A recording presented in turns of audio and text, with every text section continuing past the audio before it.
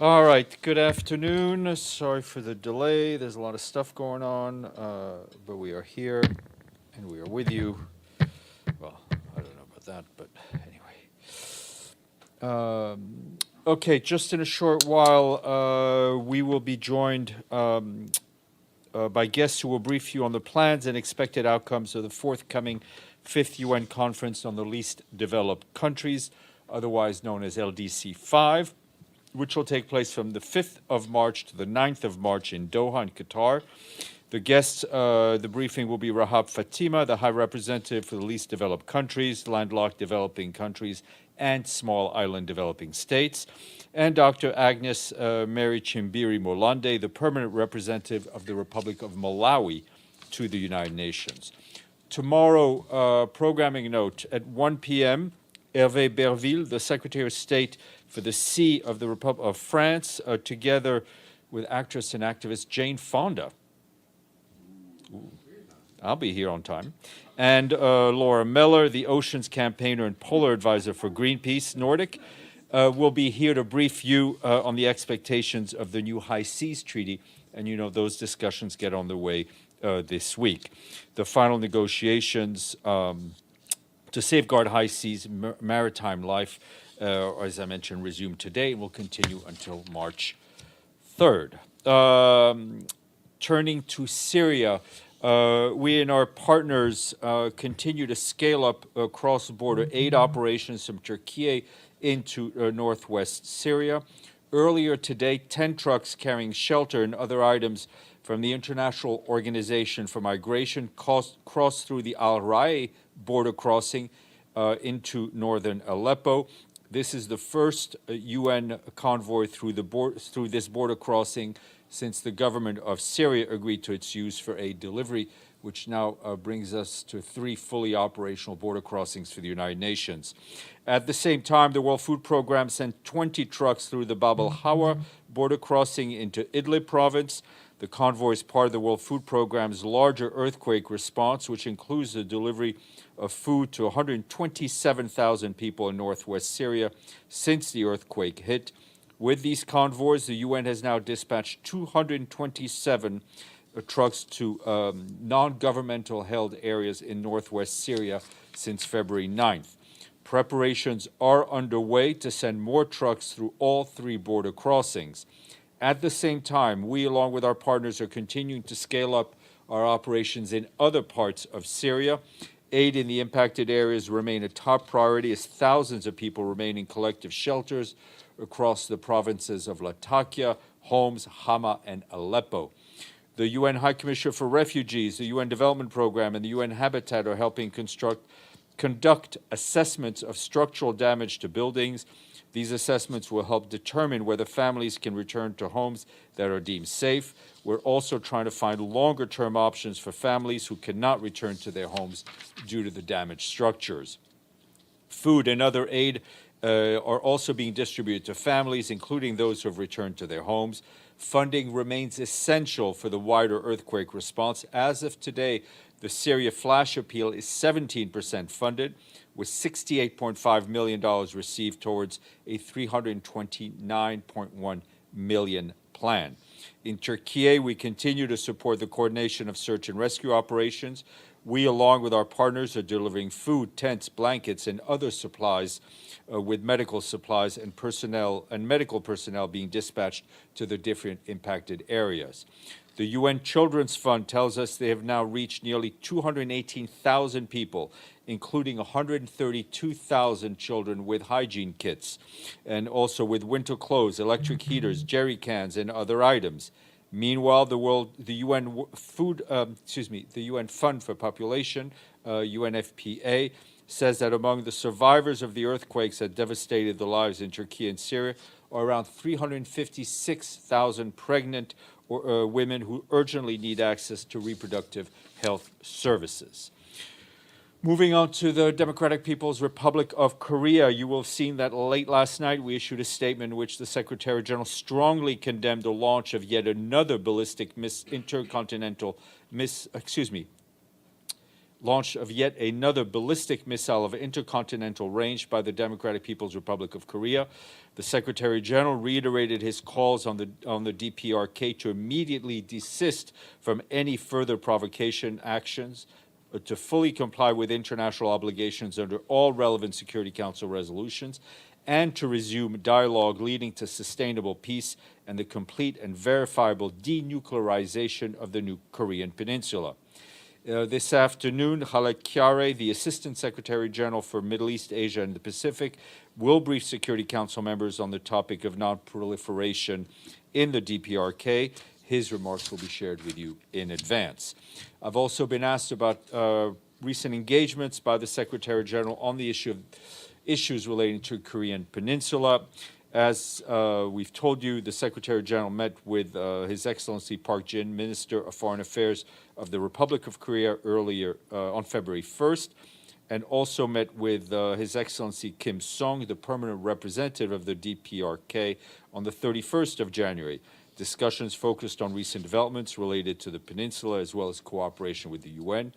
The Secretary General is, of course, concerned about the recent and increasing tensions on the peninsula and appealed for the de-escalation, full implementation of relevant Security Council resolutions.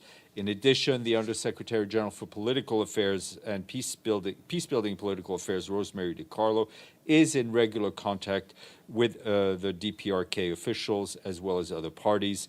We continue to have contacts also with DPRK at various levels. Back here, as you will have just heard, Tor Venisland, the Special Coordinator for the Middle East Peace Process, warned the Security Council that we are witnessing a surge in violence, including some of the deadliest incidents in nearly 20 years.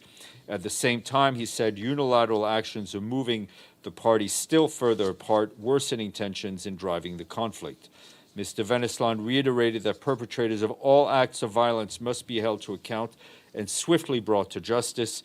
Security forces must exercise maximum restraints and use lethal force only when strictly unavoidable to protect life. With the holy month of Ramadan once again coinciding with Passover and Easter holidays this year, Mr. Venisland said joint efforts are needed to ensure the period passes safely and peacefully for all. Provocations, disinformation, and efforts by extremists to stoke violence must be addressed swiftly and effectively. In this context, he reiterated the Secretary General's call for all parties to refrain from steps that could escalate tensions in and around the holy sites and for all to uphold the status quo in line with the special role of the Hashemite Kingdom of Jordan. Just to flag a couple things over the weekend, the Secretary General, who is now back here in New York, was in Addis Ababa to speak to leaders gathered at the African Union Summit. He told them that the UN stands with the people of Africa at this moment and that this is a moment of risk, but also a moment of enormous potential, hope, and promise. He said that we share Africans' optimism springing from the AU-led peace agreement in Ethiopia, the ceasefire in Libya, the peace agreement in South Sudan and the Central African Republic, and the forward momentum in Somalia. The Secretary General outlined a proposed new agenda for peace, which aims to put prevention at the heart of the UN's work to stop conflict in their tracks. Meanwhile, on Saturday, he also announced the largest allocation ever from the UN Central Emergency Response Fund, and that is an allocation of $250 million US. And this will go to help the most vulnerable people in some of the most forgotten crises and to stave off famine. He said that around the world today, 339 men, women, and children need humanitarian aid. That's an increase of nearly 25% from last year. Turning to Malawi, we and our partners are appealing for $45.3 million to assist 4 million people devastated by the country's deadliest cholera outbreak in recent history. The funding will support the government-led process over the next 5 months. The flash appeal aims to help people who are most at risk and hardest hit by the outbreak through health, water, sanitation, nutrition, education, and protection services. The number of cholera cases and deaths has increased exponentially since the start of the year, with nearly 1,450 fatalities, 45,000 cases having been recorded. We, along with our partners, have been supporting oral cholera vaccination campaigns and patient care. We've also delivered vital medical supplies and deployed experts to assist in the response. However, more resources are urgently needed to scale up the response of the outbreak, which health experts said could lead between 64,000 and 100,000 additional cases. In the Democratic Republic of the Congo, our peacekeeping mission there echoed the decisions of the African Union Assembly of Heads of States and Government that was held in Addis, as you know, over the weekend, calling on all armed groups to immediately cease hostilities and unconditionally withdraw from the eastern DRC. This follows recent clashes between the army of the DRC and the M23 rebel group in Kinshasa in northern Kivu on Friday, with rockets landing near UN peacekeeping premises, where displaced people have been seeking shelter. Fighting also caused displacement of civilians, mainly women and children, from north to South Kivu. Over the weekend, MONUSCO set up a temporary military presence in Mweso to protect civilians who are also impacted by the conflict. Separately, the mission is continuing to provide logistical support to the Independent National Electoral Commission, helping transporting electoral material.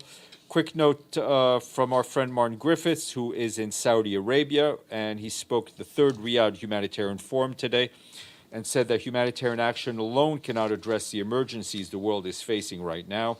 Speaking on behalf of the Secretary General at a panel discussion co-organized by OCHA, Mr. Griffiths urged the global community to work together and use political will to stop conflict, address climate, fight famines, and be prepared for the next emergency, which is no doubt around the corner. Also, over the weekend, we issued a statement on Suriname in which we expressed the Secretary General's concern about the violent protest that occurred in that country on February 17th, during which the premises of the National Assembly were breached, private property was damaged, and many people were injured. The Secretary General stressed that freedom of expression and peaceful assembly are fundamental human rights that must be respected at all times, but protests must be carried out without resorting to violence. The Secretary General urges all relevant actors in Suriname to show restraint and engage in inclusive dialogue to address constructively challenges facing the country. Just to note, senior personnel appointment. The Secretary General today is appointing Afshan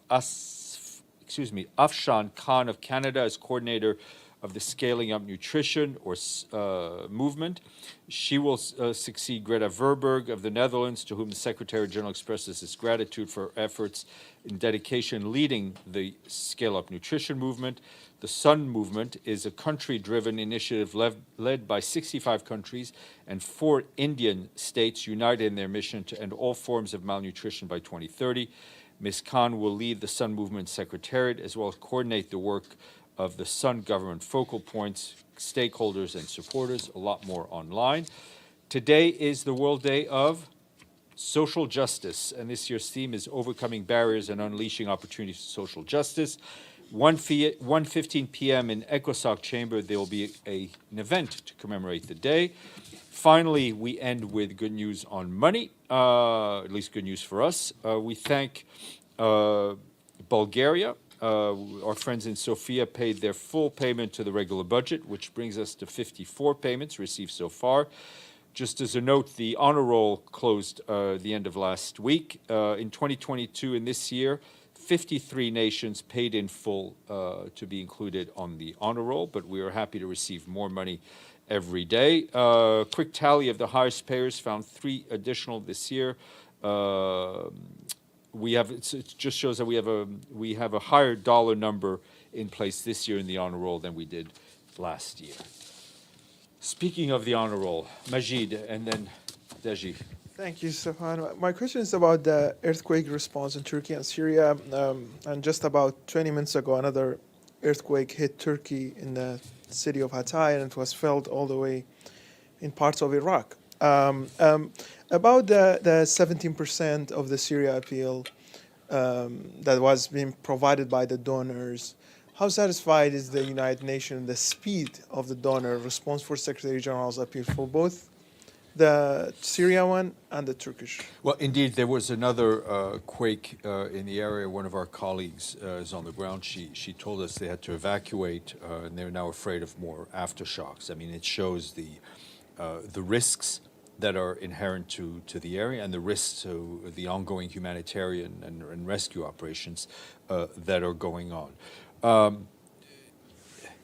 It's hard to say that we're satisfied, and because we need more money, we need more quickly. We're very thankful to those countries that have already stepped up by giving to the appeal, and the update on the Türkiye appeal is also available on the website. We need more money, and we need it as quickly as possible, as lives are at stake.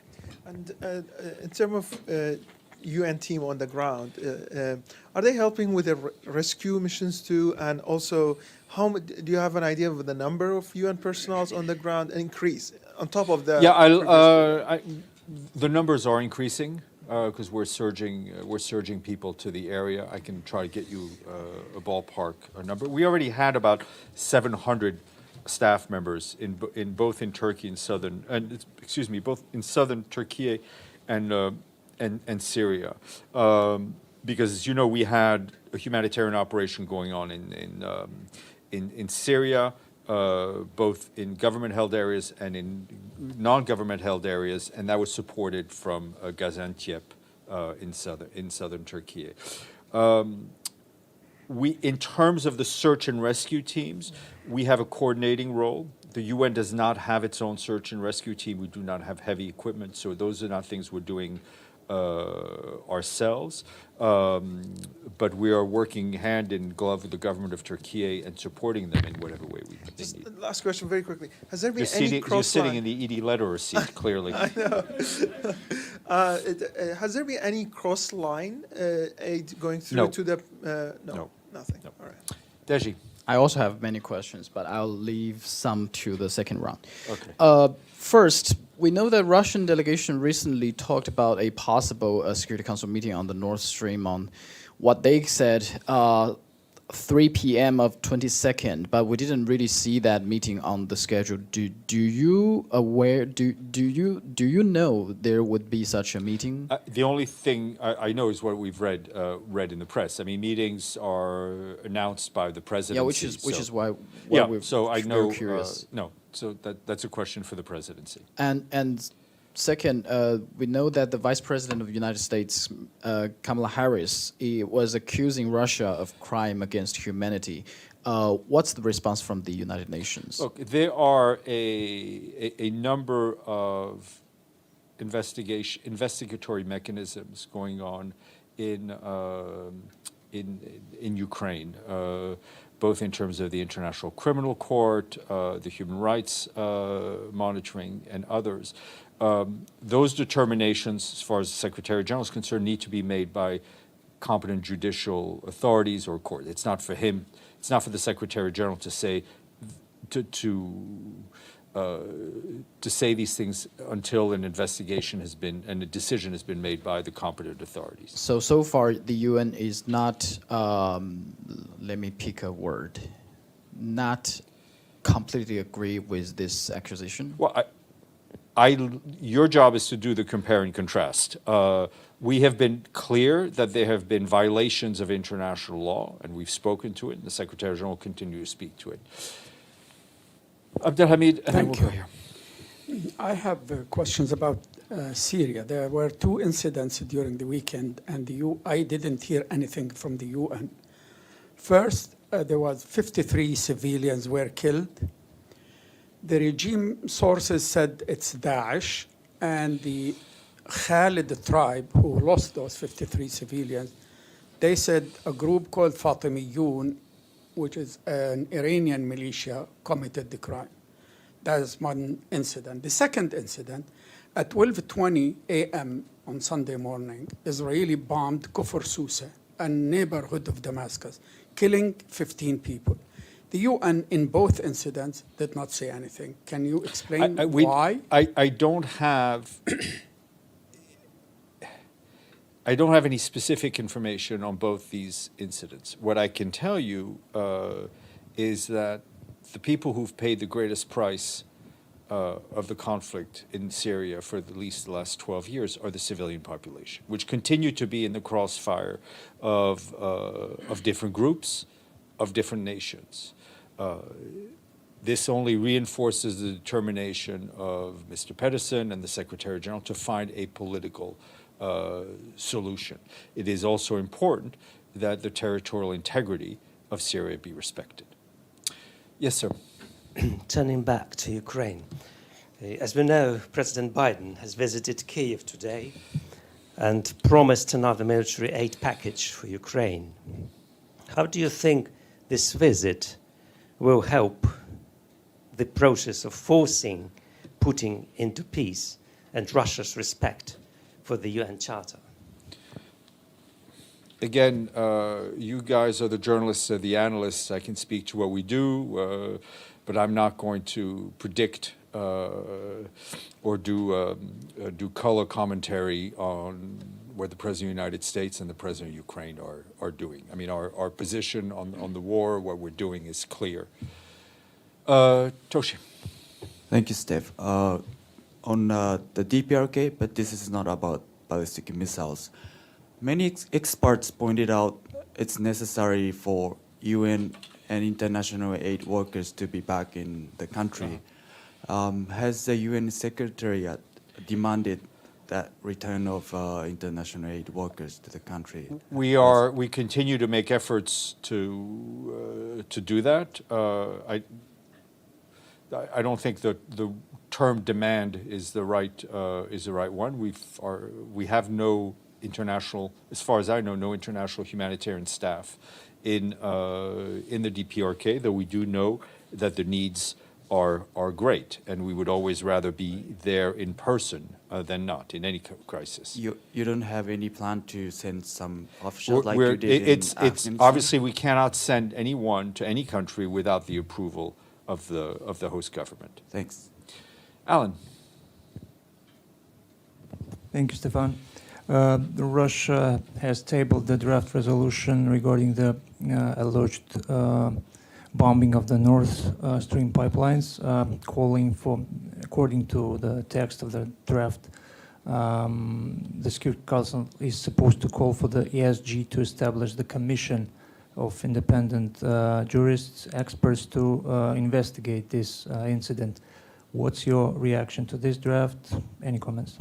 No, I mean, we've seen the reports of the draft going forward. It's obviously will be up to the Security Council to decide how this draft or any other draft moves moves through the Council. And as always, as a matter of principle, the Secretary General will abide by whatever request or mandate is given to him by the Security Council. Deji. Actually, I have follow-up with the airstrikes in Damascus.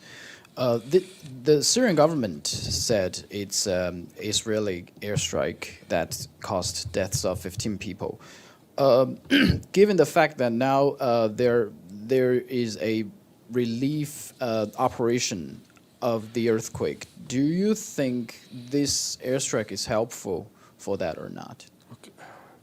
Any continued violence in Syria is unhelpful, whether from outside actors, whether from different armed groups. The only focus right now should be on how to best help the people of Syria who have been deeply, deeply hurt by the earthquake. So this is a distraction. I'll let you interpret what I mean, I can only say what I say, not interpret what I say. I will leave that to you. Okay, I will ask you to stay put for our guests, please, and we'll be right back.